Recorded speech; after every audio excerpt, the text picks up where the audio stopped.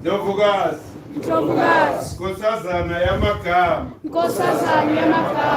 Nkosikazi yendlu yamabhuku Nkosikazi yendlu yamabhuku Amented ezweni lamathongo Phakanyisiwe esihlalweni sobukhosi Sikanuthi Isibhakabhaka Wena mazi yemiqulu engcwele Wena mlomo kababa wakhe Nkosazana yabalobi Qini wetshe elingcwele Ilaphisi lazuli Nathi amazwi ami Angaletha injabulo kuwe Lezwi lami Libe iqiniso ezindlebeni zakho Amthethokazi Amulawhad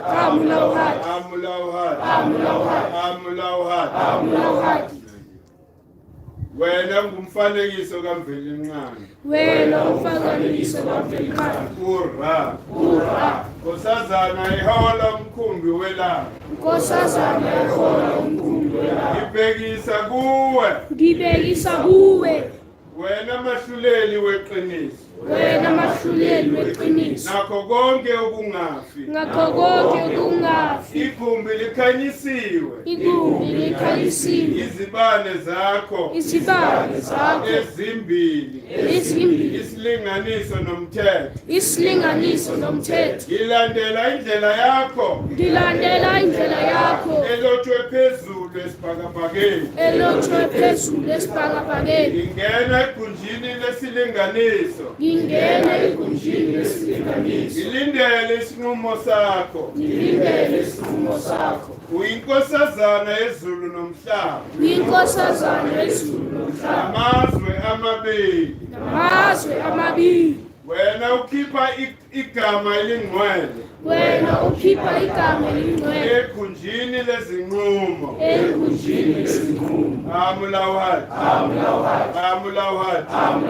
Amulawhad Amthethokazi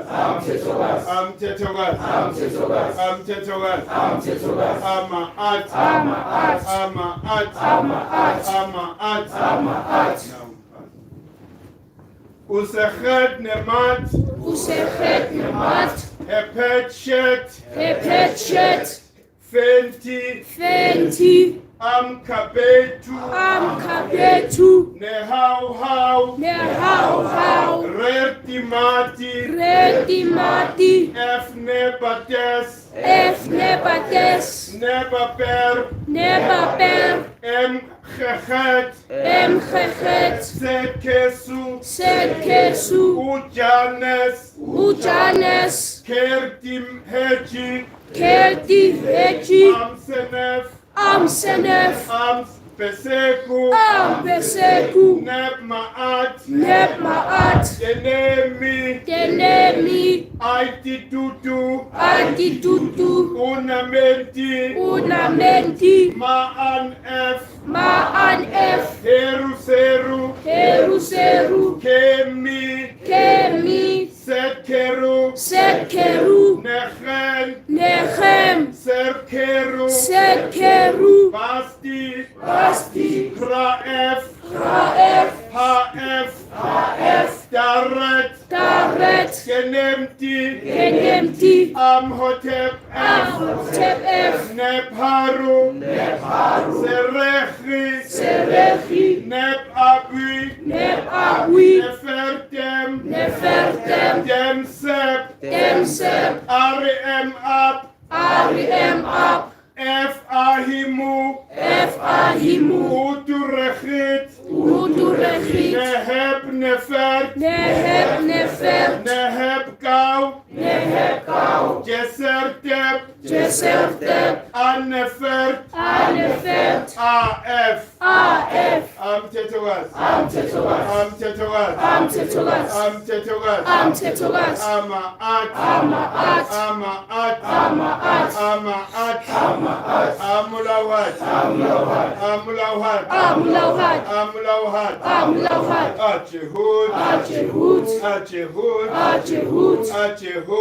Achehud, Amlomogas, Ashu, Atefnud,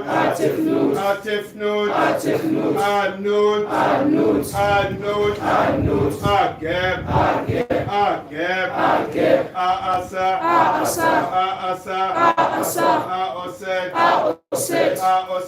Aoset, Anemtek, Anpu, Asachman,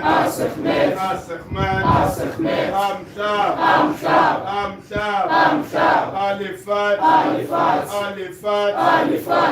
Ahiru,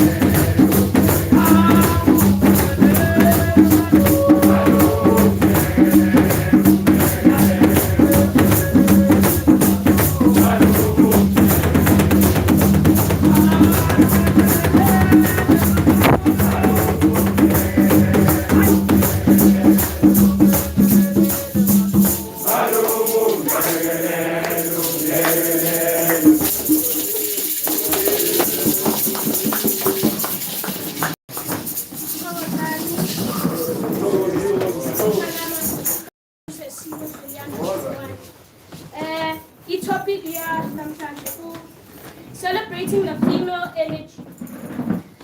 The mother energy is the foundation of all creation. All creation follows her laws of order and harmony. And a father builds a house, and a mother makes it a home. Androgras.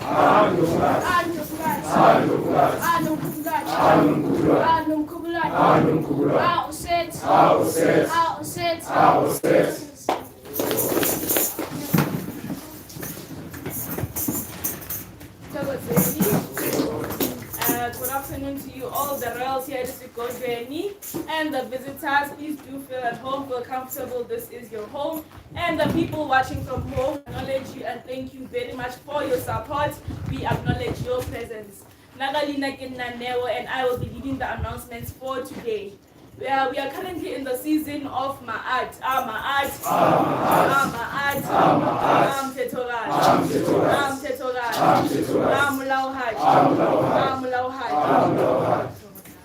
So the season of Ma'at is the goddess of law, justice, morality, and balance. So Ma'at was seen as the goddess of the stars, seasons, and the actions of both gods and people.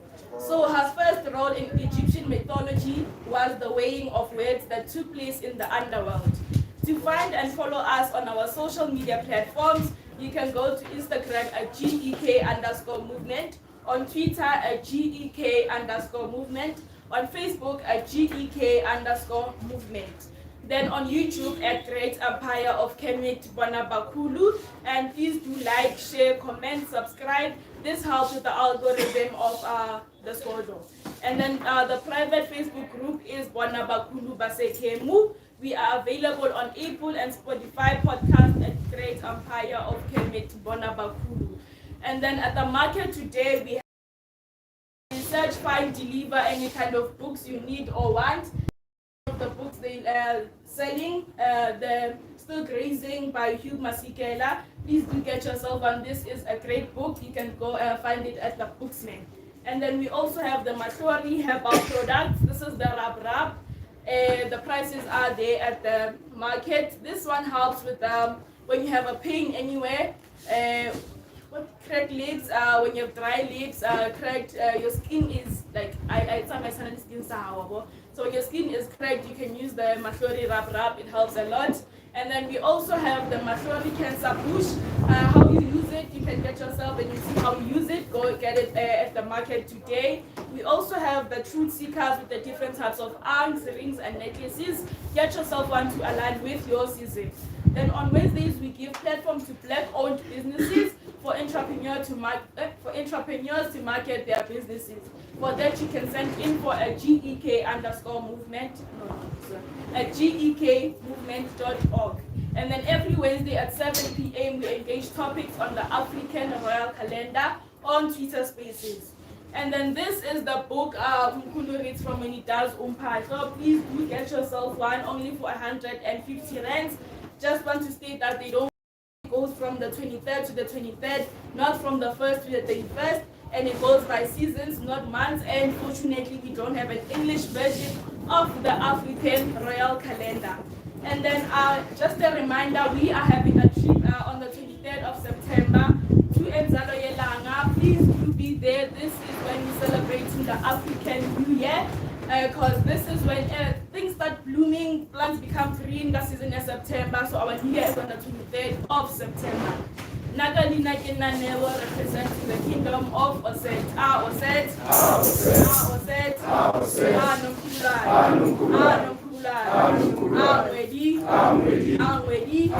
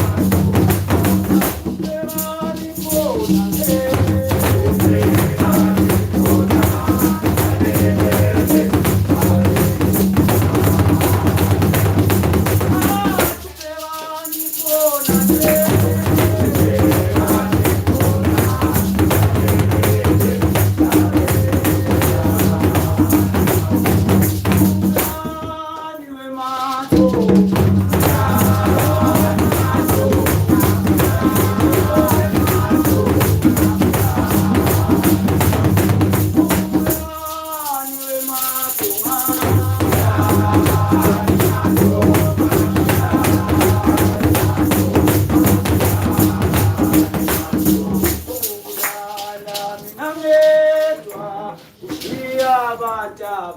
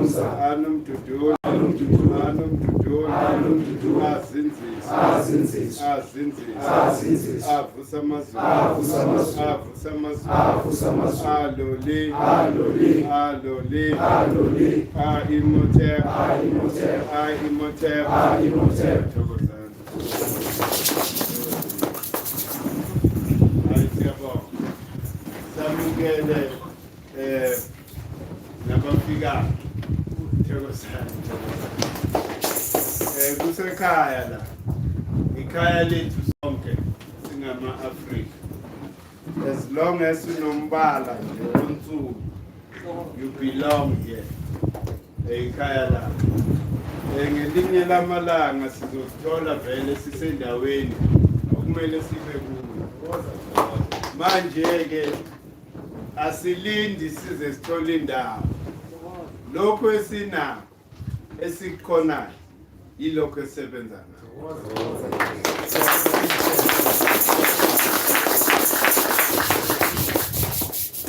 Kuthiwa indlela esihambayo nekumele sihambe inzima ngoba iguqula umbuso kahle kahle. Qiniso la ukuthi sibuyele endleleni yethu singama-Afrika. Indlela yethu esekelwe by the female energy. Ingakho namhlanje we are celebrating the female energy. The female energy is the most important energy. Abantu bama-action, umoya wama-action, the frequency yama-action, always active. Hand of God, hand of God, hand of God, hand of God, hand of God, hand of God, ama at, ama at, ama at, ama at, ama at, Uma at, that represents the female energy. Right from the beginning of creation, Uma at is second. Uma at gives order and structure to our universe. Even in the sacred geometry, she is represented by number 4, which is the stability. Ngiyethi okhokho bethu were very wise because they knew ukuthi umvelingane naye is energized by the female energy. Yena lo esimhlonipha ezinkosi yamakhosi amvelingane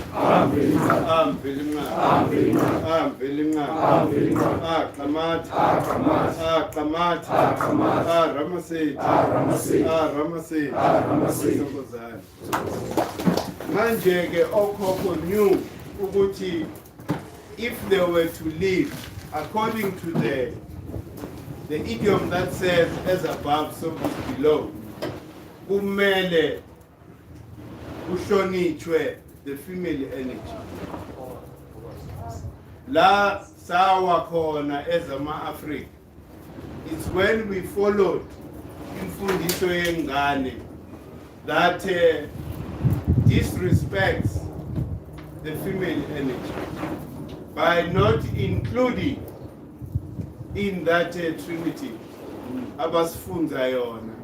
When they colonized us, they told us about the Father, the Son, and the Holy Ghost. There, it is respect right there. Ngoba manje, there can never be the Son without the Mother. So the Mother is very important. It's very important. I would say but in terms of his science, if we land it, ilanga gives out energy, but the body, the cosmic body that protects us from the harshness of the rays of the sun, it's the moon. Therefore, the energy is controlled by the female energy of the moon. Yingakho thina sibizwa inyanga. Ngoba siqhumeke kuleyo energy. That is the energy that gives us the ability for telepathy, the ability for distant viewing, the ability ukuthi sihlole amandla lawo from the female energy. Even nekhaya inkosi ukuthi ubaba uyayakhi, kepha the mother makes it a home. Without that balance ekhaya kuba nzima. Thina sesiyaphila nje kulanga ngale ndlela esiphila kuyo ngoba vele sonakele sindwe eminyaka la sishaywe khona kakhulu. It was the destruction of our family. Basusa obaba emakhaya, babathathela umhlaba nomcebo wabo, babaletha la eMagoli ukuze bazosebenza ukugubha igolide and all the minerals, therefore destroying forever the African family structure. So yingakho ngithi mina isikhathi esikuso kumele siyamukele ukuthi indlovukazi yizo okumele zisiweze. Omama who are supposed to lead the revolution esikuyo. Ingakho sicela namanje ukuthi mhlambe kube nengxoxo komama, so that they understand the power they possess naturally. Ukuthi if they were to stand up, they can change the whole world.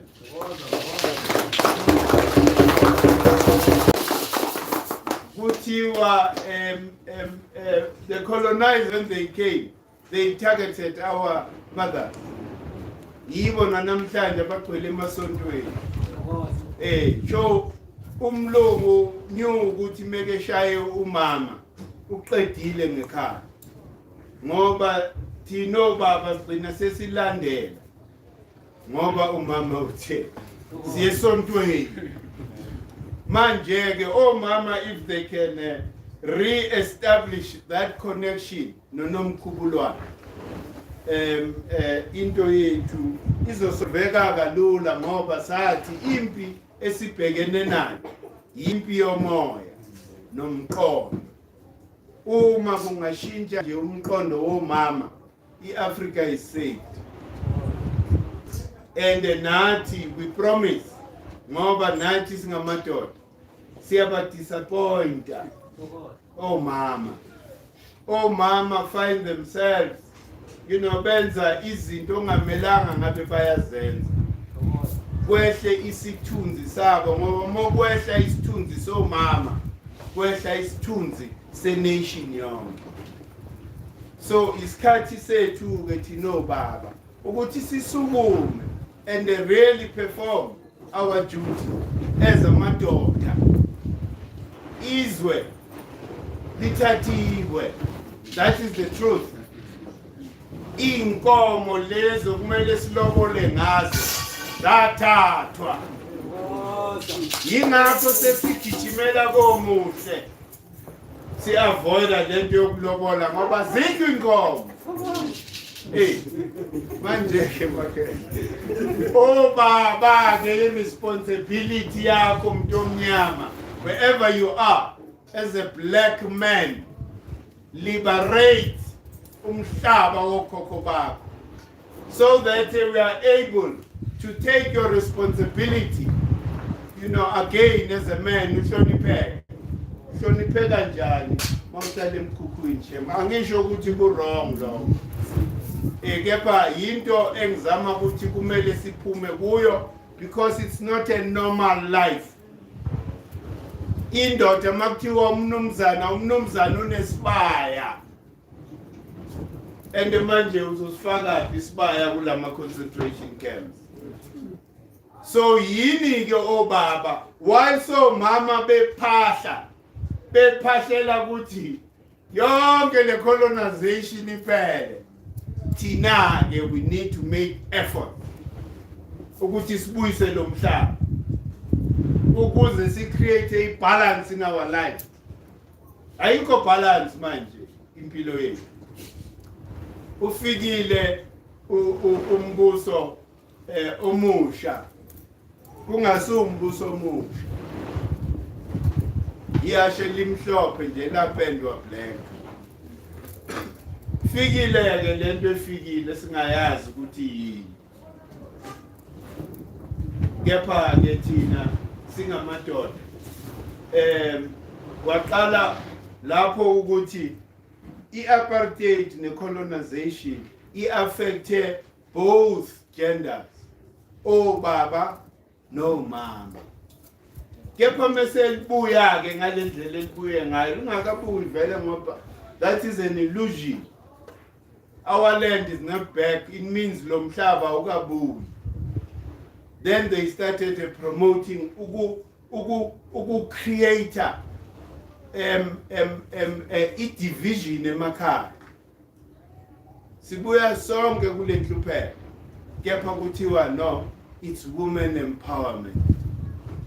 To the disadvantage yoba. To a point ukuthi impilo zethu zixovekile namhlanje with that strategy. Because bokumele kupromote benze the way amabhunu enza ngakhona ukuthi akumelanga kube nekhaya la umuntu ubaba angasebenzi khona, so that once ubaba esebenza and generate enough income ekhaya, kube yi-choice kamama whether ufuna ukuyosebenza or not. And then nakhona that is just, remember ukuthi like GK, we don't believe ukuthi you must be a perpetual laborer. Kumele usebenzise la usebenza khona as a foundation to build your own thing. Once you've collected enough resources for you to go and start your own thing, because Tina, it's about producer either a service or a product that will sustain your life forever, or would you ignite the fire within you so that you are able to do for yourself.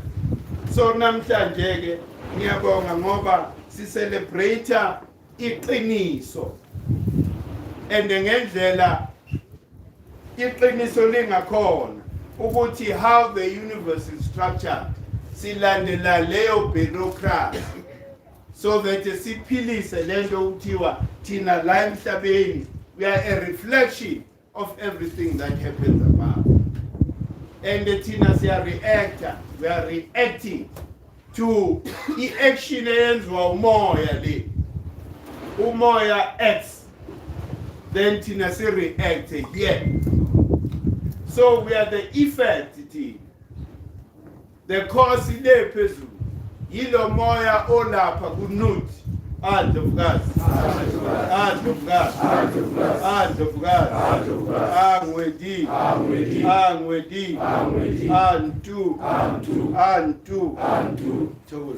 So umoya kanuthi yiwo lo ohosta yonke into esiphilisayo la.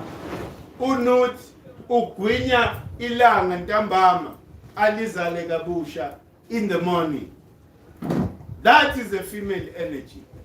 So it's very important to get in Singama Africa ukuthi sibuyele, because this paternal structure asiyazi thina leso structure. And kuthiwa sa adopta imikhuba, certain things that were brought by the people who came here, abalungu. When they came here, basifundisa ukuthi sithelelo oh mama. Sabona ukuthi umama kalutho into nje yokusetshenziswa. Maso uqedile nje ngaye umdampa nje kanjani. EAfrika bengekho leyo nto leyo. Ubungeke ungene umuntu wesimame umshiye njalo ungamshadanga. I-community would never allow you to do that, because we are sikhula nje in a community. Awungeke ungene ingane yalapha the whole community yazi ukuthi wena so wenqa isango wajump ifence wayoyithathela amaqanda lapha. Manje kula kumele sibuyele khona. The rites of passage. The rites of passage intwaso. Yonke into iyathwaselwa. Intwaso is not only what you see like on television these days. Intwaso is about enlightenment. You need to be enlightened about each and every stage. Ogusoma umungu.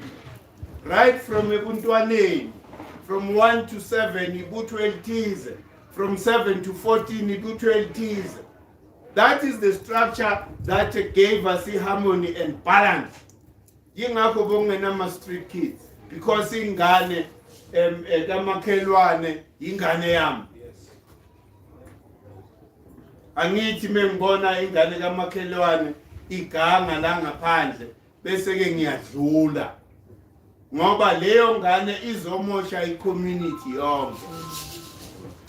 And the reason ukuthi why we find ourselves in this moral decay is because those structures are no longer there. Those structures are barbaric. Nayo lento which is being attacked all the time kweyintombi. Uhulumeni that angazi ukuthi when they are against that bathini ingane mele kwenzakaleni, because ingane must be encouraged ukuthi babe focus on developing themselves, bengenzi izinto zabantu abadala abasasebancane. Kumele ubusha babo, they must value that, because isikhathi once sidlulile awukwazi ukusibuyisa leso sikhathi. So we need to build our leaders from them. Abazofana nabo Mantatise, abo Nzinga, abo Queen Asantewa, abo Nandi, abo Mkabai Gacham. Those warriors, women leaders.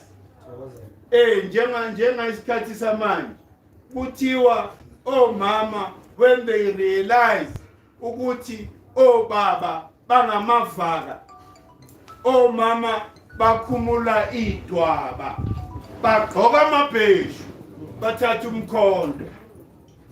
To show baba ukuthi nayi into mele yenzakale. Asante waseGhana, that's exactly what she did. And confronted obaba ukuthi uma nina ngisaba the colonizer thino mama namhlanje sibeka phansi idwaba sifaka amabheshu sithatha imkhondo. And that's exactly what happened. Wayenza leyo nto leyo. She fought with the British.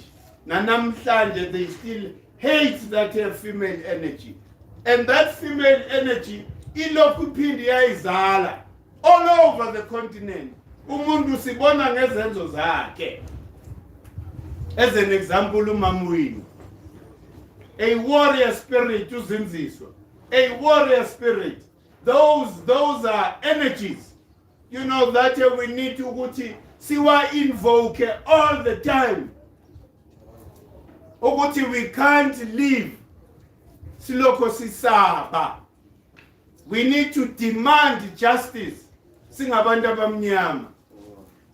Hey, inhliziyo yami ibabuhlungu uma ubona zonke lezi zinto ezenzeka Dubai. Why? Because look, Dubai is nothing compared to the wealth esinayo la. Lezi zinto ziyenzeka, siyayihleka, siyabathuka. Kepha isimo esikuzo as a collective of black people in their own country. Ukuthi umcebo wabo ufita nje bonke umuntu emhlabeni, but not the owners of the land. So ingakho ngithi we cannot die siguqe ngamadolo silokho sincenga inkululeko yethu. Power is not given, power is taken. Isikhathi sisempini manje. If ungakakuboni lokho umuntu omnyama usalele. Isikhathi sempi lesi.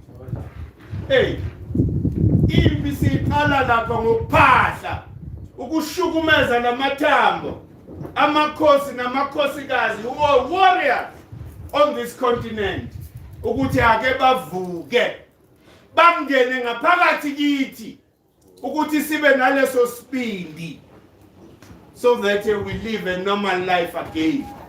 Umuntu wase Dubai must respect Africa. Why? Because Africa imele. Siyabulala mawuzodlala ngamakhosazana ethu. We kill you. Manje because Latina si wonke. Huh? There's no direction. Bona laba se Dubai la mara bayeza la athenge all the coastal places. They want to control the seas. Once you control the seas, you have all the power. Our government abayiboni leyo nto leyo. Mali. Kulandelwe imali, labantu banemali. Akekho noyedwa, amongst the African, presidents of governments. Oke wahamba wayokhuluma neSaudi Arabia lapha eDubai. Yonke le Middle East to say stop abusing our children. Ibhlungu lento yenzakalayo. Especially ngabo mama, African women. Ibhlungu ngoba bayithola kulesimo abakuso. Uya eThekwini, bengiseThekwini. Siyolungisa certain things. Lapha kunama-hotel. Kunama-hotel okwaziwayo ukuthi hayi lapha kuhlala high class. Bomama, it means ukuthi mawubuya la eGoli unale mali, udlula lapho. Uyikhethele hey. Ibhlungu lento ke, ibhlungu because we have been forced into this situation. Unfairly so. Akumelanga ngabe sikule situation. Umuntu omnyama had so much pride. Umuntu omnyama was respected the world over. Oh, mama started twerking because they were forced by the colonizer. You could never find oh mama benza lento siyibona ema TV all the time. And if Tina singayigwemi lento, it's going to continue. It's going to continue into a generation ezayo. I've never seen a nation enje ukuthi silimale kangaka. Izizwe nabo Russia basukuma to protect their young ones. Ukuthi labantu base-America abafuna ukucontrola umhlaba unjustly so, who make themselves amaphoyisa omhlaba wonke, mele bacontrole each and every region yalo mhlaba, are now trying to say ukuthi Russia by threatenisha ngokuthi they can flatten it because they have the best weapons. They are so foolish because umoya walabo bani never dies. Lowo moya will keep on living and ubahawunke. I-America yoshaywa i-natural disaster.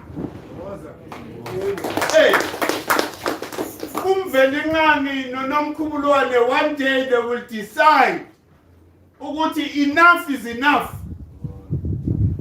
But I'm just making an example ukuthi ubudoda yini?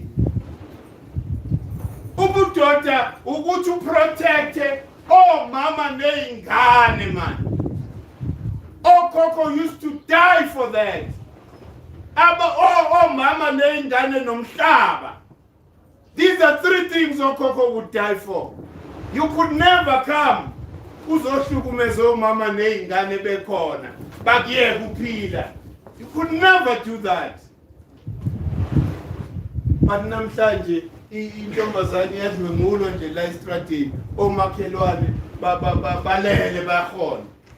Even if umuntu ezwa akusenayo leyo conscience.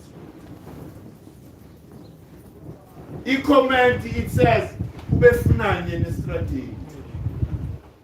Une-right to cross estradini. No man has a right to violate umuntu wesimame. Whether u3 ekseni, whether u4. There's no man who has a right to violate. So unless Tina Obaba we change our attitude, ngoba manje lobuvaka bethu sibukhiphela komama. Sihlukunyezwa ama-foreigner in our own country. Instead of going for the enemy, you start being evil towards your women. That's unfair. That's unfair. Kumele sigweme leyo nto leyo. Yeka ukukhipha intukuthelo yakho komama. Yes. Landa abantu abakwenze ukuthi kube le situation okuyo.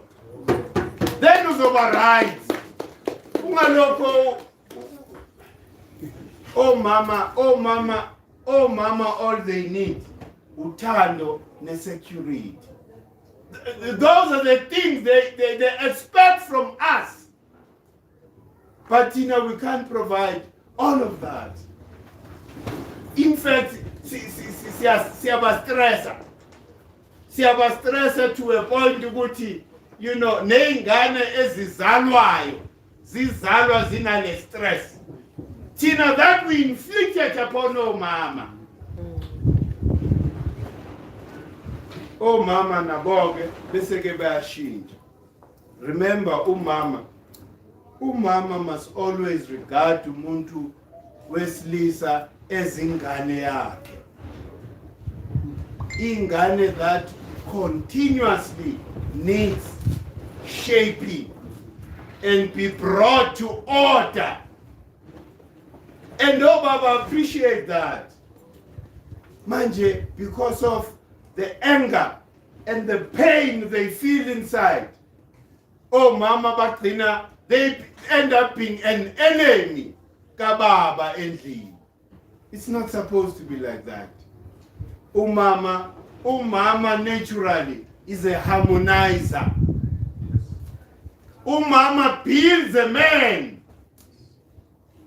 Yingakho kuthiwa uma amadlozi akho akwenzele isihle wathola umama oqotho, definitely uzokhula uyindoda.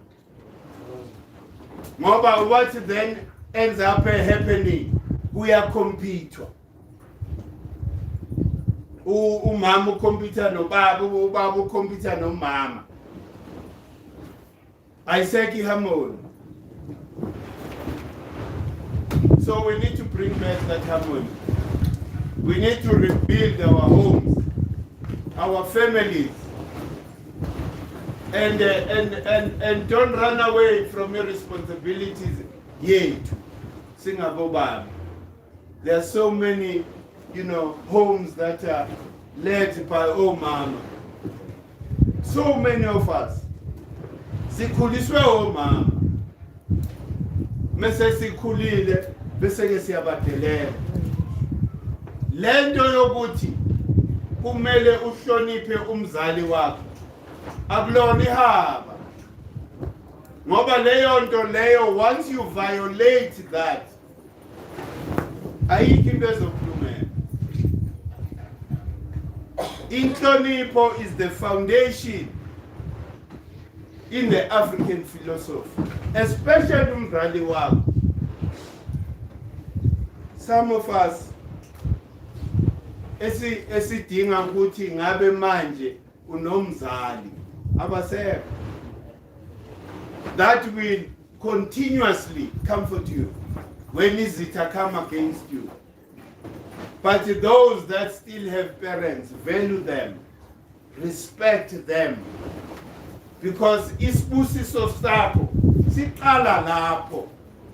Without inhlonipho kamama nobaba awulutho. These days you witness umama nabantwana bepaka ubaba endlini. That is wrong. To a point ukuthi I once witnessed somebody uthenga indlu unefamily yakhe kepha ugcinela le toilet. That is how broken we have become as African people.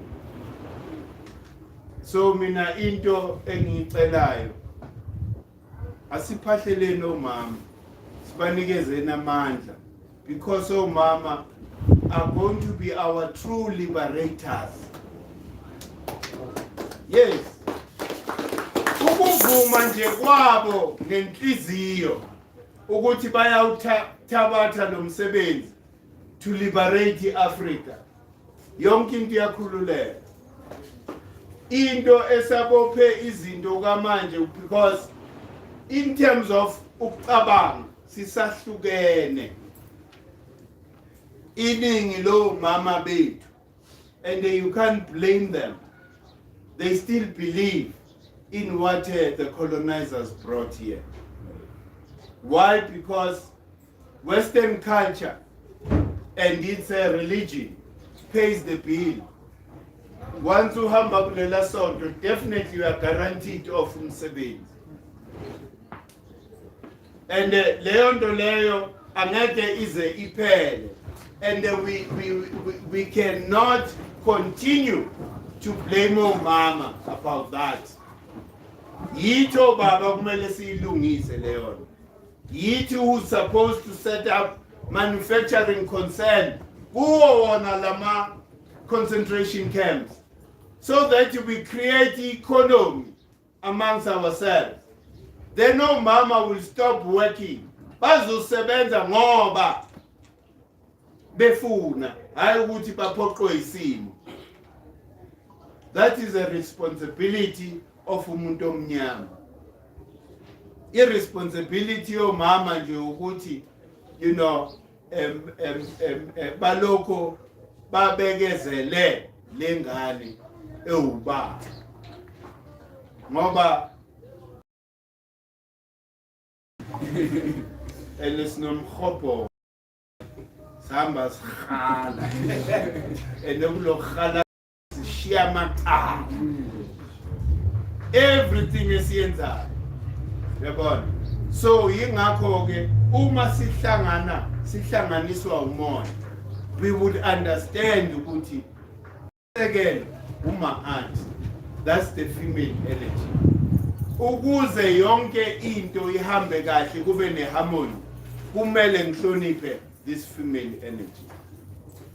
Ukuze nami ngize ngibe ney'nhlanhla ngumnumzane wekhaya umama and make sure ukuthi ngiyamjabula sonke isikhathi. If you can reach that point, ama-challenges maningi. I know ukuthi bakhona obaba who are making the effort ukuthi babe khona, you know, for imindeni yabo and truly provide and protect their family.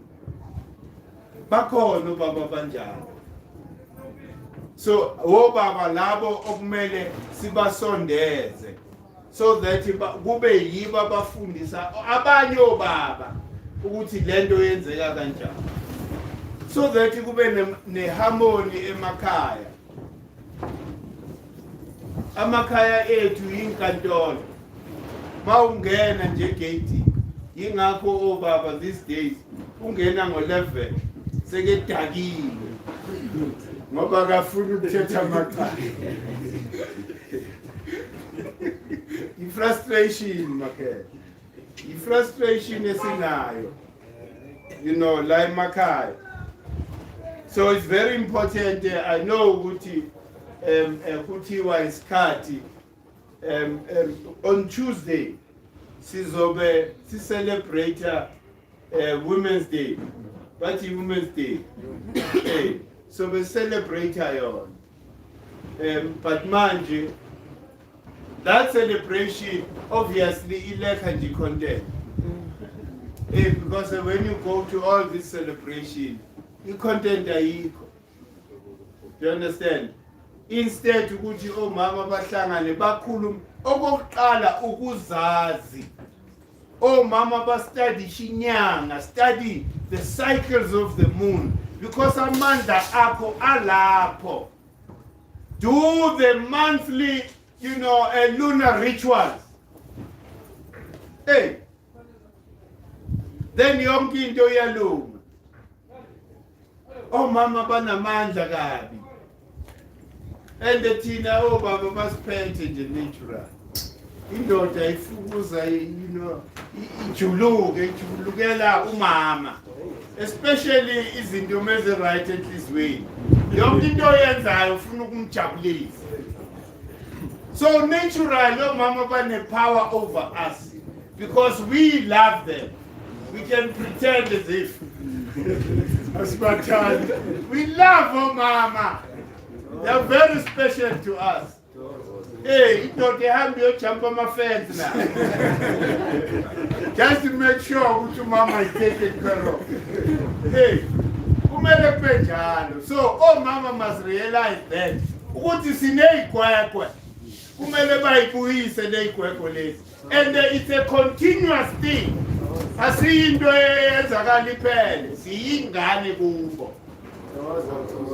and then we will remain like that.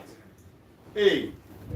Lemfundiso ukuthi manje so biza umama wenekhaya ingane so umhlanganisa nezingane abantwana bakho ayisebenzi leyo nto leyo. Umama inkosikazi oyindlovukazi ekhaya angeke ukuthi umama umbhange nje ney'ngane ukuthi hayi bafana ney'ngane kumele bamamele mina ukuthi ngithini. Ayisebenzi leyo nto, imfundiso esayithola le injalo. And omama naturally they can sense. I-telepathy yabo is very strong. Hey, umama mawuqala ukujola uyakufika. Noma ngekho nawe. Ikhona le nto ayifilayo. Manje bese uhlukunyezwa yile proof. I want proof. Uzoyithola. Uzoyithola. Yingakho okhokho bethu. We're very honest because bebeyazi leyo nto. Ukuthi ngengange umama angangazi ukuthi ngiyaganga. Uyangifila ukuthi hayi ubaba kasibani bani. Why ngicabanga ngale ndlela? Yiso-ke lesikhathi uganga. So they were very open, no baba, no koko. Would approach umama indlunkulu ukuthi awu ndlunkulu nakhu. Sengixoshiwe. Somewhere else. Kube uye futhi othatha decision ukuthi whether ngiyakuvuma lokho or not. And you could never force that upon umama. Ngoba there won't be harmony like that. Umama kumele avume. And lesikhathi esiningi ngokuba omama angithi bayakubona nje ukuthi uhlala ukhala bathi ho awuthi ngilande nami usibani singeke kube nesikhwele ngaloya amlethe la ekhaya athi hayi baba hayi sengithola umuntu ozongincedisa la ekhaya kumele kube ne-negotiation angithi bayakubona ukuthi hayi liso lakho ndoda. So that is how omama brought iharmony emakhaya. Bengazi mina ukuthi lapha mhlambe kunobaba wakhona ibhubezi. Uyagwaza la estradeni wenza yonke lento embi. But mele efike ekhaya uyapho. Mawufuna ukumshaya umele umthole ekhaya. Ngoba mele efike njengene ekhaya. Kukhona le energy man. Embambayo abe ingane. Umama owise okhona ukuthema ibhubezi libe ikati. That's the wisdom your gogo bethu no gogo bethu. They knew ukuthi obaba hey amabhubezi kepha banamqondo labantu. They knew that. So umama uye beke controller yonke into. Kuvume yena but i-spokesperson sekhaya kuba ubaba. Kube ngathi vela kubaba lento. Kanti le bottle bondwe umama. Then ubaba uyayipresenta ke. And enye into mina engiyaziyo. Mama are the first teachers. Umama uqhamuka kwesinye isibongo. Kepha afike la ekhaya. Azamasiko ala ekhaya more than abantu bala ekhaya. Mina usiko lwamangwane ngilazi. Kunomdudula intokazi yaseMantshilibeni, obhano nomkavi bobelo. Ngazi yonke into yamangwane ngayi. Umuntu owafika nje. Manje omama basemqoka. Omama basemqoka kakhulu because yonke imfundiso sithola komama. And the day omama ba decide abatotoya ngiyakhumbula la eSoweto. Bathi hey man, ningazosifunza lesizulu nesisuthu sethu. Sizobenzelana abantwana lezo zinto. Thina sifuna izingane zethu sifuna isilungu. Batotoya lapho omama. Abanye abantu couldn't understand the message ukuthi omama bathini. Umuntu ukhula ngesizulu, ukhula ngolimi lakhe. Yebo kumele kube njalo. Kepha lokho akumenzi asucceed. in the colonizer's system. Remember, what you've got to be articulate, you know, la in the colonizer's system, kumele uyazi le language yabo. So that is what your mama was saying. They were not mad. They were just expressing in reality abakuyo. And when they project your mama, they can see ukuthi lento ayizu kuphela manje. Especially when they look at i-posture yobaba. Ubaba kunokuthi aqale ifethu azosecure i-generational wealth for ingane yakhe. Udecide ukuyosebenzela enye indoda. That is how mama look at this thing. And it will never change the attitude of mama until baba change their attitude. Kumele ufile guilty ukuthi ngivukele ekseni ngo4 ngivukele enye indoda. You need to feel guilty about that and start igniting the creative juice la ngaphakathi kwena. Ukuthi manje ngiya kanjani phambili ukuze ngigweme lento engenza ngifile ngalendlela. Ngoba mawuyosebenza la, remember mawumuntu omnyama, it doesn't matter whether you have 4 or 6 degrees, means nothing. You are still a boy. Uyofike uhlangane nomfana ona 18 years. Because ubaba wakhe wahlakanipha, wahlanganisa izinto baba nefaith. Wena uzoba ngaphansi kwalengane. Ikuthuke. Ubuye la ego yakho icrash. Ingane nje mawuse gating zibalekela ngaphansi kombhede. Why? Because uza nale pain from lem 17. So we need to free ourselves from lapho my friend. And you don't need $1 million for you to start. Qala nje ngale mali othenga ngayo ibhiya nesigarette. Qokelela leyo mali. Uqale something. It can lead you to something else. As long as uyimisele wena. As long as ungathenga izinto ezidingakalayo la ekhaya on a daily basis, you are fine. Until iphupho lakho lizekhula.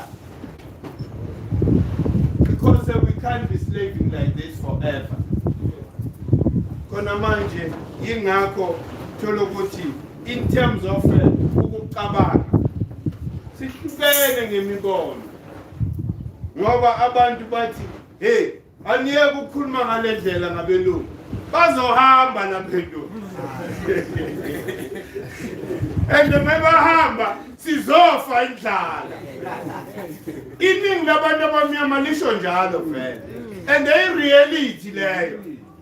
Abelungu bangahamba la indlala. Ngiyakhumbula ngiyenzentuzi. What happened July last year? What happened July last year? That was it, test and the proof. Ukuthi singabantu abamnyama we are vulnerable. Siyabathuka labelungu bastraightnisha nisho kanje so hamba la. And maybe ngahamba uzobona indlala. But I love that. Mele silambe. Ukuze sihluzeke. Ukulamba mele silambe. As long as sazi ukuthi umhlaba wethu is back. Kuzoba njalo vele. Ngikhumbula eZimbabwe kwenzakaleni. This is exactly what will happen like South Africa. Mele si expect leon. Lo mlilo lo subasa. Mele si water vele. Sizowatha vele ngenjabulo. Ukuthi noma ngidla amadumbe. Ngayithola inyama ngishaya. Sophila ngamadumbe nje for isikhashanyana. Then bese ke si start lama faith. angithi bahambile bawashiya and mebehamba so beka amasotsha so bamachocha nathi bathi ibhamu sikade zonke istrike akekho umuntu odestroyayo ma uhamba hamba no bathi ibhege yakho uhambe angithi sabona eMozambique that's what they did bathe mebehamba bafaka kuma-drainage bafaka i-concrete manje wawayisa baphekile ngoba liyeza lelanga liyeza eThekwini bathuke kabi ngithi eMakhehleni hey phela kufika isikhathi ukuthi la abasemalokushini bangene kumasabab ngenkani laba kumasabab baze ngapha kunini siphila ngapha thina do we deserve to be in this concentration camp angithi yonke into iyaphela so sokufike isikhathi endawudinga imali ukuchuza manje imention kusemanje ngoba meyenzakala uzwa yonke into ivinjwe unity yethu singabantu abamnyama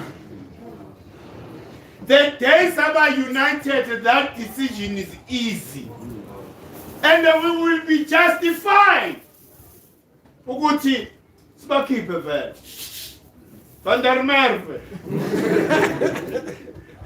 Labantu abalapha yini lezinto edura kakhulu lapha esentini. Eyamsekibonile. Ningangibanile. Ngiyashola vele nifike sekunesquad sami lapha. Bathi hey Dulani. Ngasangeni kule strata.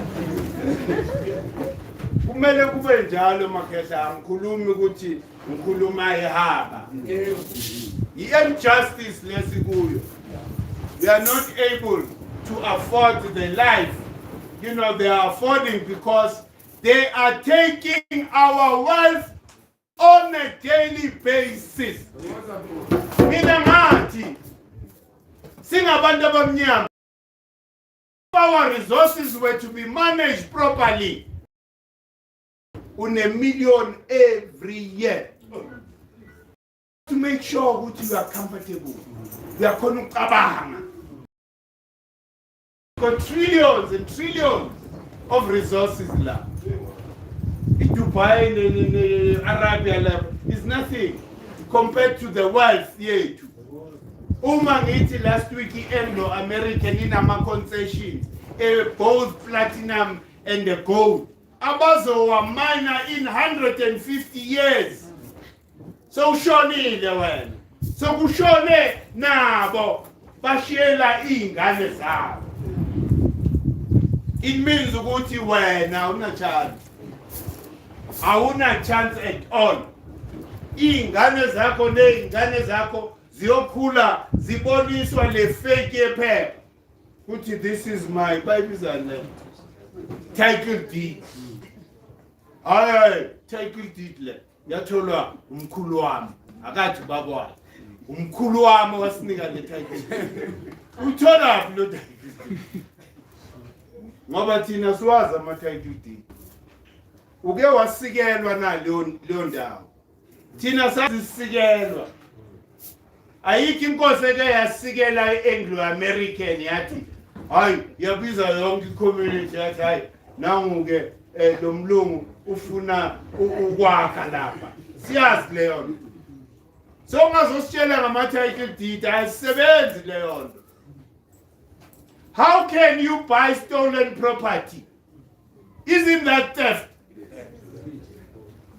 hayi no mkhulu wami wayithenga uSpanban how uthenga icala ndoda ngoba lo mhlaba okubo bawutshontshile kithi so nobody has a right to sell lo mhlaba wethu without us which is why it's going to be easy ubani ozenga ama title deed la eAfrica manje thina siwazi uza ngama-title deed endaweni yethu unesibindi unesibindi wenza ubutsotsi bese-ke uproduce iphepha because i-title deed iphepha nami ungalibhali ngithi hayi from namhlanje yonke i-Orlando yami mengiphakama nawo amasotsha.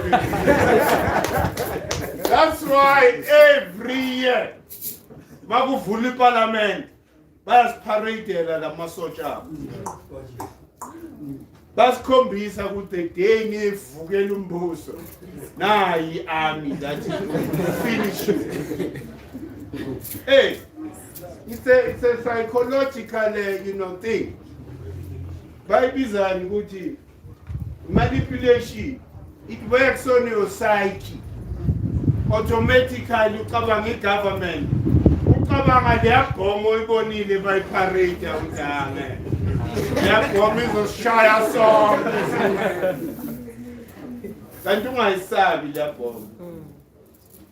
If kumele udemand i-justice ilande vele leyo bhomo because it won't kill your spirit.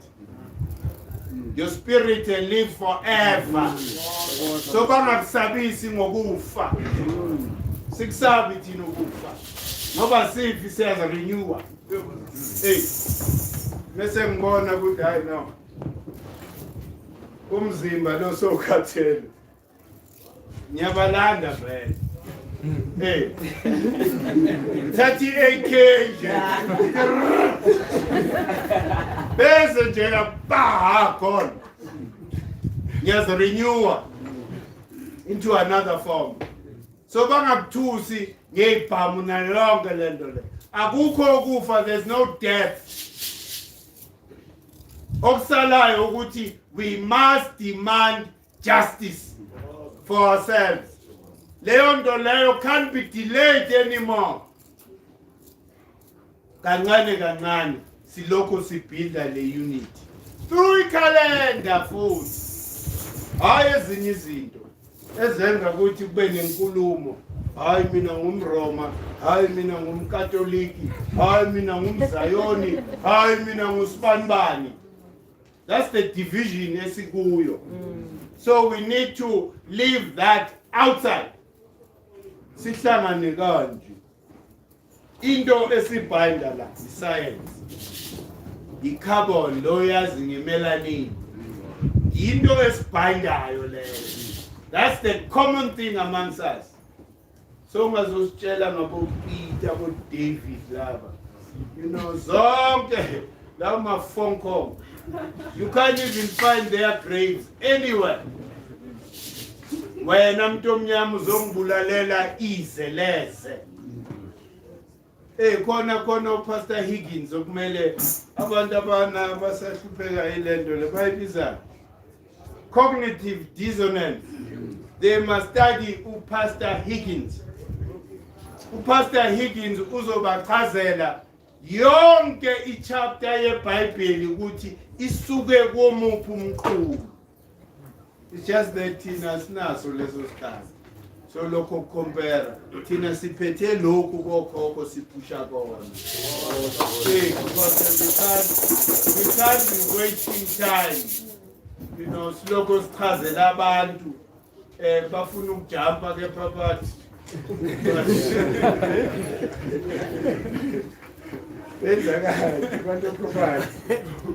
We don't have time for that. Umsebenzi wethu mkhulu. It's like isikhathi asekho kumele siperform ngoba okhokho bathi i-product izenzo zenu ezizoyenza ukuthi sinigcobe sinithwalise imiqhele. Izenzo phela kumele niprove kuwo wonke lamakhosi namakhosikazi eAfrika ukuthi you deserve lento abanishiyele yona emuva. Bathi mebebheke emuva babone ukuthi bashiye inzalo yangempela that is worthy of their heritage. Nefa abashiyele lona. Bashiye lifa labantu. and ayikapheli ngizwa bathi kunamahemu kuthiwa no igold iyaphela la eSouth Africa hayi ngekuphela yabona mesondela kule period esiyakuyo kuzoba nama earthquake amaningi somewhere up there esi gold ne oil yonke izoyesela la ungawali angithi kunalento le ukuthi umcebo okhokho realize remember yonke into energy i-gold energy yingakho kuthiwa is the best conductor of electricity i-energy gold therefore okhokho realize ukuthi izwe liphethwe abantu abarong bayifihli gold bayifihli diamond yingakho when they dig for these minerals they go deep kanti isikhathi mesesesi right sebebona ukuthi abanikazi are in control yonke into will come to the surface everything will come to the surface yikho ngithi wealth yethu angeke ize iphele ngoba into yomoya icontrolwa abanikazi bayo kwasuka ama-Anunnaki from le enibiru batargeta le ndawo which was the first mines egold zila in the south so east south is very important in the scheme of things so all it needs ukuthi thina si united and senze lokho kumele sikwenze i-future is very bright for us but mesingaqala nje ukuze si-appease amadlozi hlonipho mama sikhulisa abantwana siyeke ukubalekela ama-responsibilities ethu siyeke ukubalekela ama-responsibilities ethu ngoba once sesi-united we will reintroduce these rites of passage so that all our communities are the same sibanjwe umthetho kama-athi sonke siyazi ukuthi yonke into iyathwaselwa ukuthwasa sulokho enikubona nje labantu esebekuxhaphaza nje la ema-TV benza imihlolo yazi labantu bangcolisa nje igama lokunyanga nje completely but kuthiwa vele mase kufika emaphethelweni kuzoba kahle ngoba manje lo moya usuyaphela mawuphela u-intensifier ilunese ebantwini abantu ukuhlanya kuyaqala nakho ukuthi ngoba le energy lezolungisa ikhona manje so i-cycle yonke le it's sign of the times so siyeke idlule le cycle kuzongena i-cycle because ngathi we are in the ilenduza i-cycle ye-knowledge knowledge economy yingakho kumele uyilolonge you need to prepare yourself for a future if future would not demand knowledge yengane knowledge that is incomplete if future demands ukuthi you need to have a comprehensive picture of life itself ukuthi i-life iqale kuphi kanjani you need to explain that to a 3-year-old I understand leyo so abantu must start investing research everything that has to do with Kemet. Research everything that has to do with Kemet. Africa in general. Because that is the future. The knowledge of the future. Abantu are so excited about the concept of New Year. Yabantu abamnyama. La i-Twitter is above. Wonke umuntu uthi ngizobe ngikhona enzalweni la. Avutha amazulu.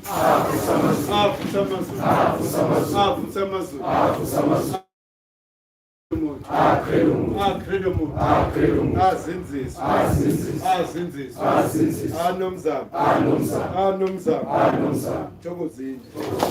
Abantu labo boyi-3 ababa neqhaza lokuthi le calendar ibe khona.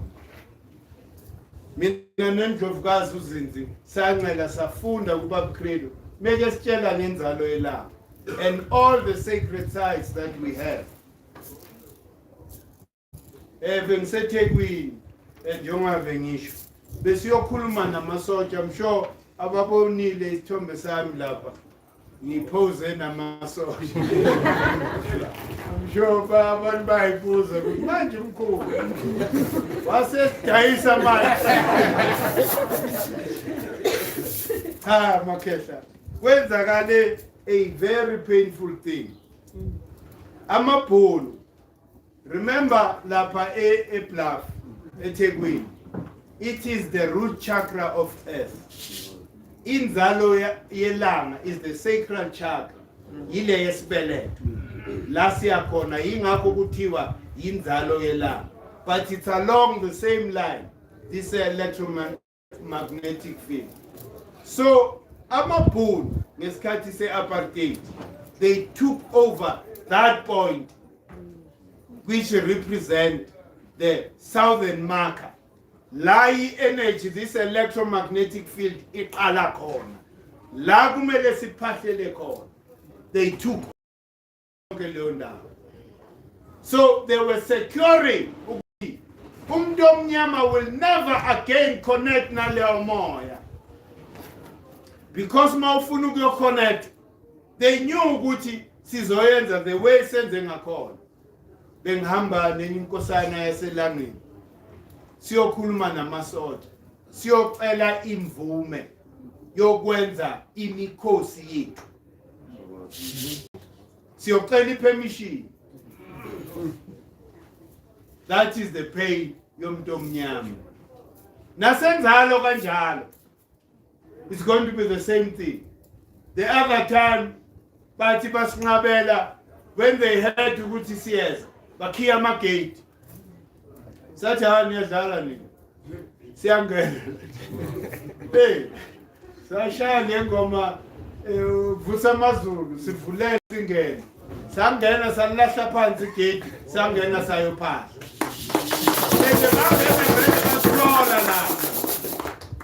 Manje, I'm trying to explain ukuthi sitreatwa as foreigners in our own land. We are not able to freely connect. Nale science. They never thought we would wake up to this truth. They never thought umuntu omnyama would understand the importance of bluff. Kunini silokho sidlula lapha singama-tourist. Hamba ngembambu lapha, lokhu uyadlula lapha e-beach. Awazi nje ukuthi okhokho bayakhala. Bakhala inyembezi ngale ndawo le. It's not even respected. Kahle kahle le ndawo leya. Mina uma sesi right. Kumele defense isuke lapha. Not only defense, all people abakhe on our sacred sites. Whether kunama mentions or kunani, they will have to be destroyed, unfortunately.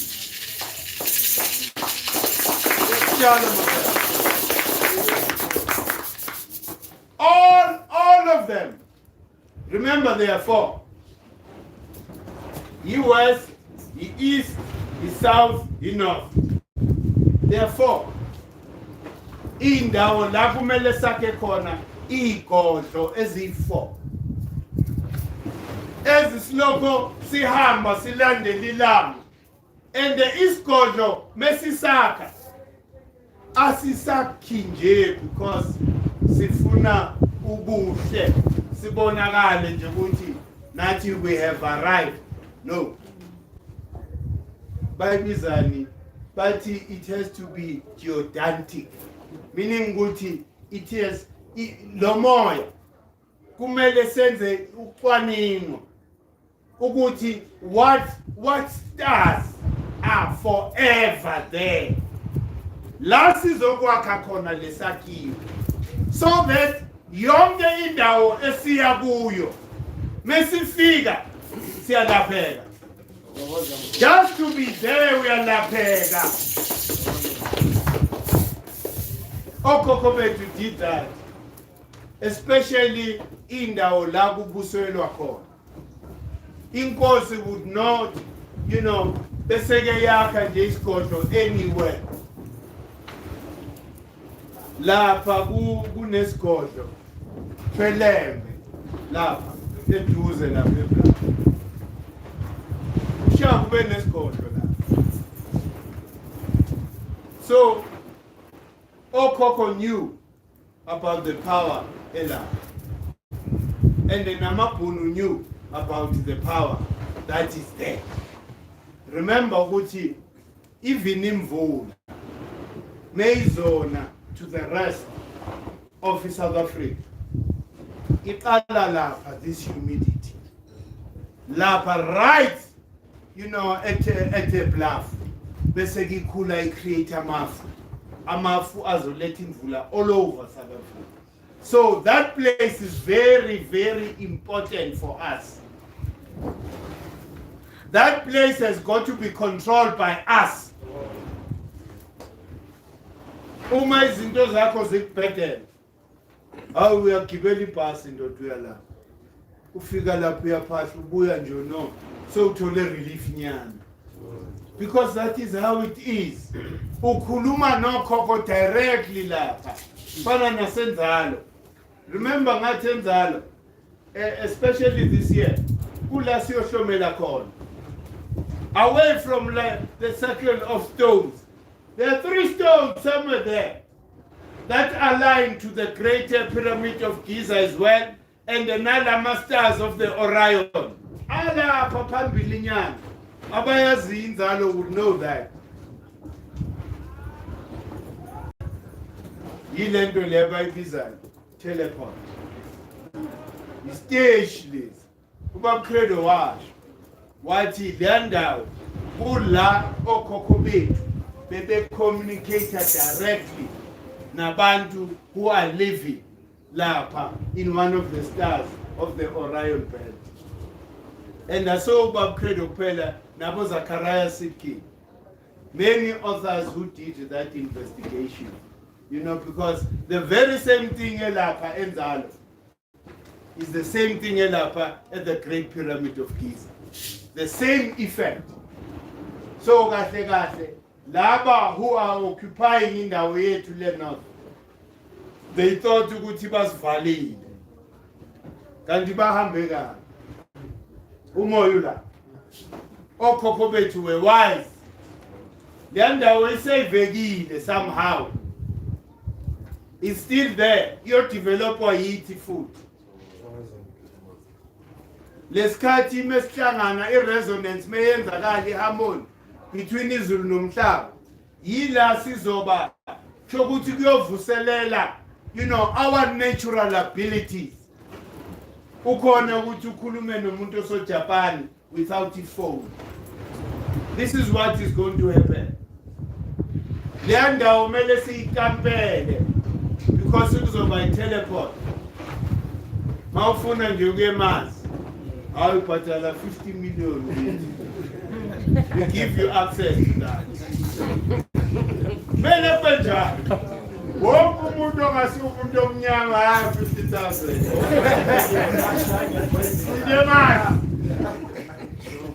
So control and agenda. It's a very important and scientific. Remember ukuthi science yokhokho. I see thumbs up. It's something you can prove independently. So kubalelo bengakhulumi umihaba megethi inzalo yelanga is the holiest place on the continent, and it deserves ukuba pilgrimage site yabantu abamnyama. Every year nge-23 wonke umuntu omnyama emhlabeni must come home siyohlangana le. Sithumise okhokho bethu so that sivuselele lamandla again. Ipower yethu lapho makhaya. Ngalokhu ukhohlisa nje ukuthi no, i-future Africa izoba na 10 times amabhoma ase-America. Asingeni thina leyo nto leyo. We are not about bombs, but we are about enhancing the natural energy that is forever there, and that enable us to do whatever that we want to do without polluting. The science of Shanyel is an example. No carbon dioxide is released. Mount is a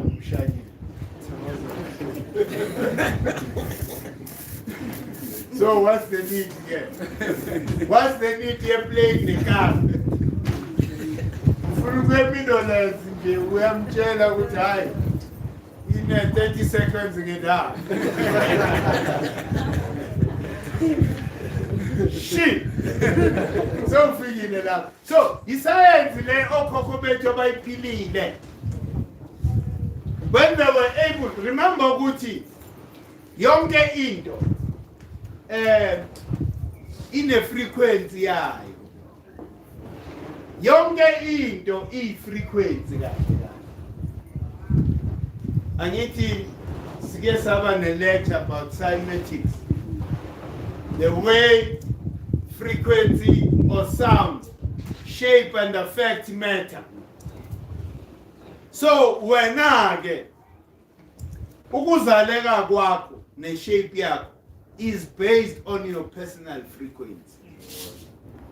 Each nedwala zine-frequency.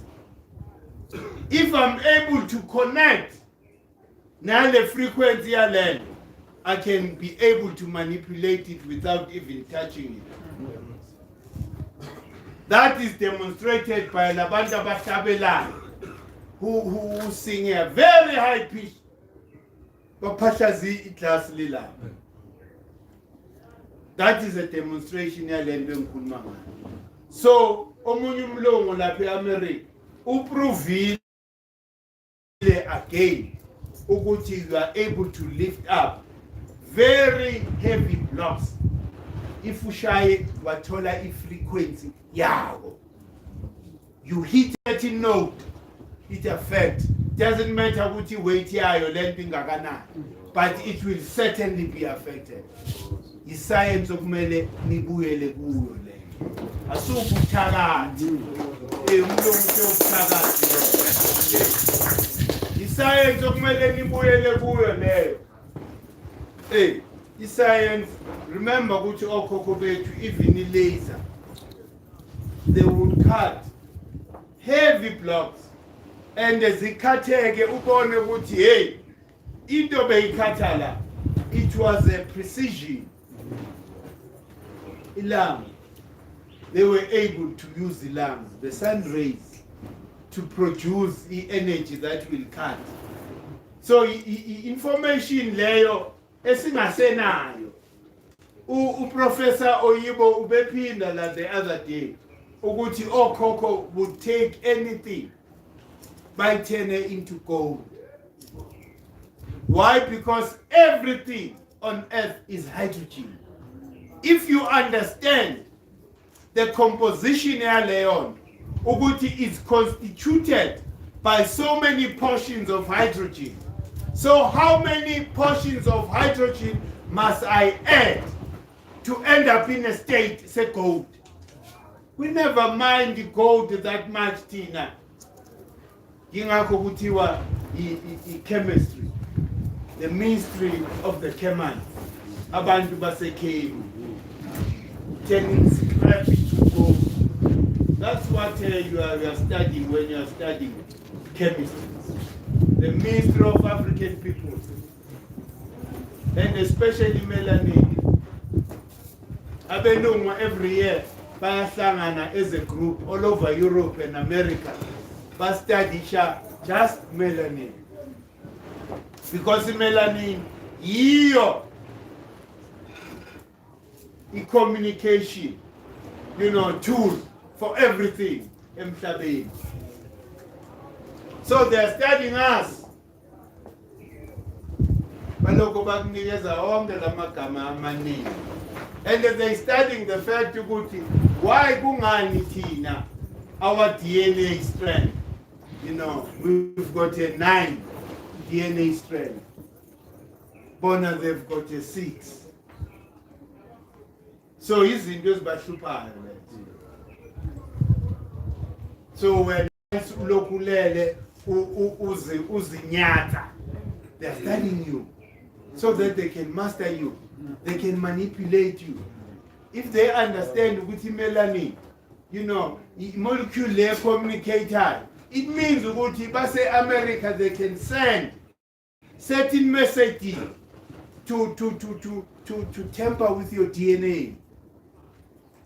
They can kill you by giving you the food that will ultimately destroy your DNA so that you malfunction. So ingozi nje lento siyiyo. Ingakho we are a threat to everybody. Sizondwa wonke umhlaba lo. Uzibuze ukuthi basizondelani labantu. Siwenzeni amachina. Wawufike eChina lapha. Hey guys. Safika lapha baloko babamba indlovu kazi babamba inyone babamba. Bacabanga ukuthi hey man labantu bangcolile. Singcoleni because we have divineness. Melanin is divineness. So iqiniso will emerge one of these days. But I love our scientists, of today because by a challenge, they are being challenged by some of our gurus, people who are using imodel to prove the science.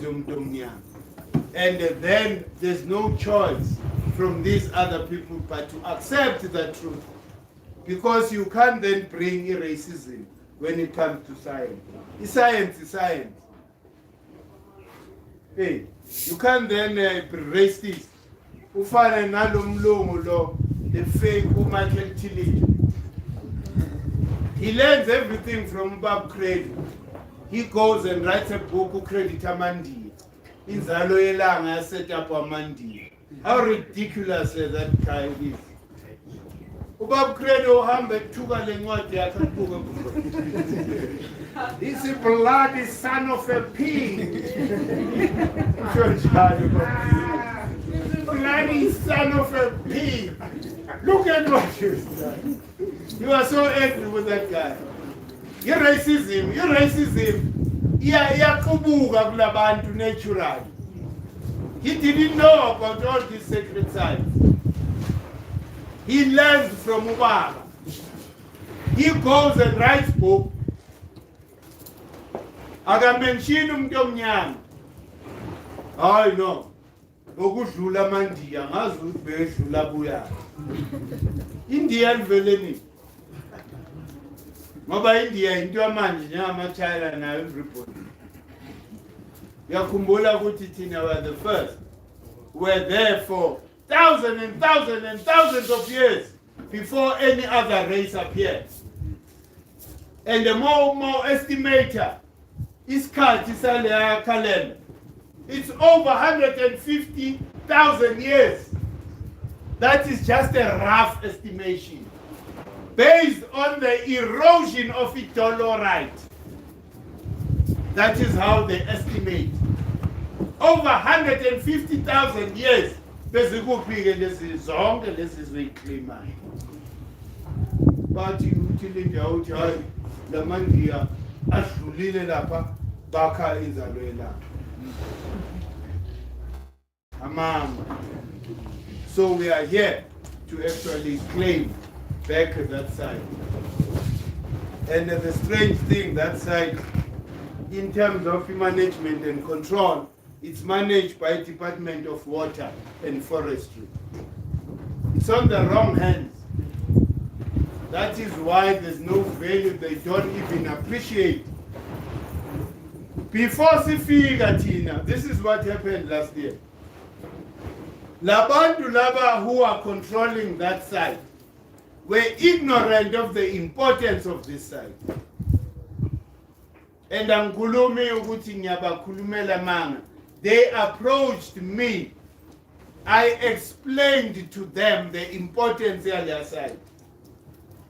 So unikeza abantu i-control who lack i-content of the place that they were asking them to manage. Ridiculous. And they labantu laba mobatshela ukuthi hey le ndawo i-teleport. But we are sanya. Kunini thina sibheke le ndawo. Asiyazi lento ayisho. Hey. So abantu vele who become shocked all the time when the information about that site is revealed. And not only those people, more than 90% the government did. They don't know that site. That's why noma mesikhuluma abasizwa. But manje asenandaba ngalokho. Senza lokhu esikhona ukukwenza. You know ngalokho ku available. So siyazambela siyenzalo. We are making inzalo to be known to the rest of black people, so that sikhone to re-kill them. The image and the tunes is somuntu omnyama. Lento ukuthi we are from a dark continent. Yingakho si dark nathi asiproducanga fuck all. It's over because now we can claim civilization started there. That is one of the things as isinikeza confidence ukuthi civilization started here in the south. Even the Libombo bone is older than the Shango bone. That was another mathematical instrument. Itholakale la in the south. So the south, even the ruins of an ancient city are here in the south. So the south is very important as the place eyaleta civilization emhlabeni. So njengokutheni la, you brought civilization emhlabeni. Ngoba wena uphilisa lo moya owakha those structures. Remember Sati, you can't destroy anything. Therefore, you are the living ancestor. The moya wako is older than your physical body. So you are part of imimoya eyakha le ndawo. Yingakho uzoyi understand. Uthi hayi ngiyayazi lento but angazi ngiyazi kanjani. Genetic memory is being stimulated again ukuthi ukhumbule. Because kunaleyo confusion. Hayi manje thina singabantu abamnyama la eSouth Africa singena phi ku Egypt into yama Arab basho njalo abodala.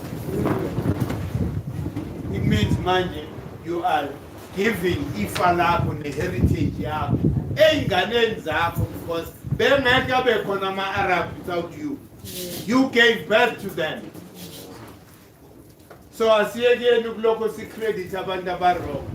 I-Africa yonke belongs to us as a black people. Yonke i-Africa. Futhi hayi i-Africa kuphela umhlaba wonke. The day sivuka kahle wonke umuntu uzobhadala i-tax e-Africa. Ngoba wonke umhlaba lo belongs to an African person. We're there before any other person. Science says that. Ulenduza, Professor Ranu Rashid, Melentolin was that. Yena ye uistadishile scientific research. econfirma yonke lento engishoyo. You go to China, the first emperor there, Emperor Fusi, was an African from Ethiopia. Yingakho uthola ama-pyramids eChina. You didn't know that. Kune region now. Ama-Chinese are talking about it today. That is your heritage. It's all over the world. Ungaziconfine la eLeduza, eAfrika, kuphela. Proof of your existence before everybody else. It's all over the world because you are the firstborn. You are the first citizen of this world. Bengeka bekhona ama-pyramids without your input. And lama pyramids uzubone ukuthi okhokho abantu vele bebehlelwa isambulelo all the time. The divine, inspiration came all the time. Babeke lama pyramids lanka kuma ley lines all over the world. Kuma ley lines like inzalo yelanga. It's a line of longitude. Amanya are on the lines of latitude. Strategically so. This is where we need to rebuild ourselves. Make sure ukuthi ulala uloko ubhava kulo moya kwenkanyezi ethize yale ndawo yethu. This is how we kept harmony and balance. Yingakho besingaguli besides ukuthi besidla right. But yizo lezo zinto ukuthi yonke into yethu kokumele create a resonance between iZulu nomhlaba. Then magic happens. Sayida ukubeka lapho. Kepha sivali inkulumo. Asivali inkulumo ofisa nje ukuthi aphefumule naye agcizelele because imina my thing. Oh mama, we need to take care of and protect the female energy, and we need to not only protect it, we need to acknowledge ukuthi asilutho ngaphandle komama. So baba mesingajika nje attitude yethu towards mama, then there'll be love and harmony. Meaning ukuthi lempi esibhekene nayo uyilwe with your partner, side by side as it was in the past. Mama bebesinika imvume ukuthi siyempini, bengeke nje sihambe siyolwa imvume singayitholanga komama. Okumele kuvume omama ukuthi hayi no iphakeni siyayisupport le. Once banqaba ayikho into eyenzakalayo ngoba vele amabutho ngeke abe nenhlanhla yokunqoba ngoba bashiye inhliziyo zibhlungu zinzima ngoba sidefy the order yendlovukazi. So sifana ney'nyosi. Iy'nyosi, they don't follow their king. They always follow the queen. And zingakubulala for you sondele ku-queen yakho. They kill you. So we need to go back to that alignment again. Singabantu abamnyama so that izinto zethu zihambe zishelele. Sihloniphe again because njengoba ngishilo i-distraction yethu came with disrespect we showed and demonstrated for mama. Hand of God, hand of God, hand of God, hand of God, hand of God, hand of God, Mkhulu,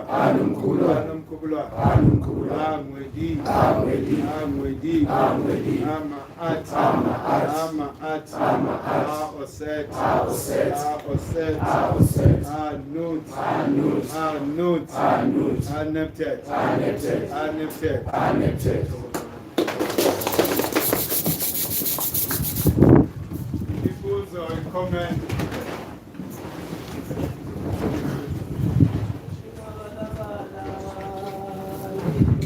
Woza ke.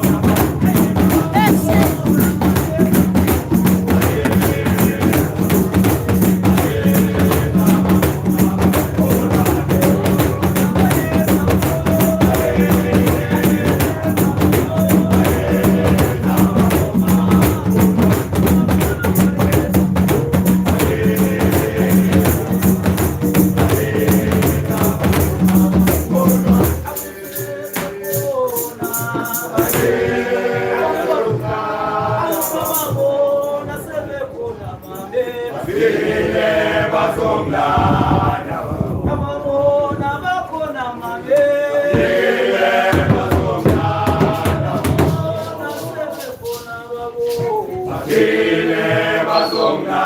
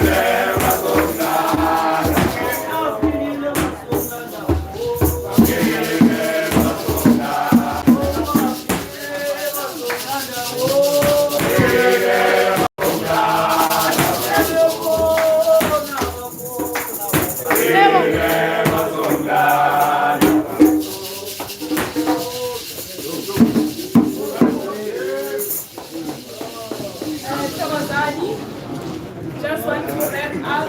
Thank you everyone.